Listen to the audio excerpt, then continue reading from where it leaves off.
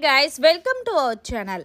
Big Boss season 8 చాలా రసవత్తరంగా జరుగుతున్న సంగతి తెలిసిందే. అయితే బిగ్ బాస్ 8లో మొదటిగా 14 మంది కంటెస్టెంట్స్ ని పంపించి ఆ తర్వాత ఇద్దరిని ఎలిమినేషన్ చేసి ఇప్పుడు మూడో ఎలిమినేషన్ కూడా రెడీ అయిపోయారు.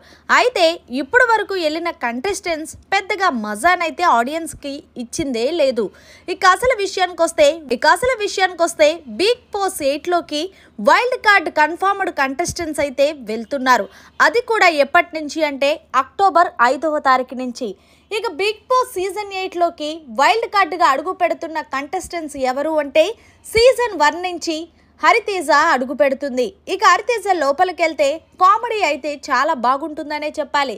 ఇక సీజన్ 3 నుంచి రోహిణి కామెడీ టైమింగ్ అయితే అదర్స్ అనే చెప్పాలి.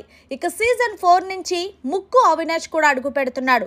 ఇక సీజన్ 7 నుంచి నైని పావని సీజన్ 7లోకి వెళ్ళింది కానీ ఉండి ఒక వారంలోనే వచ్చేసింది. అందుకే ఈమెని తీసుకున్నారు.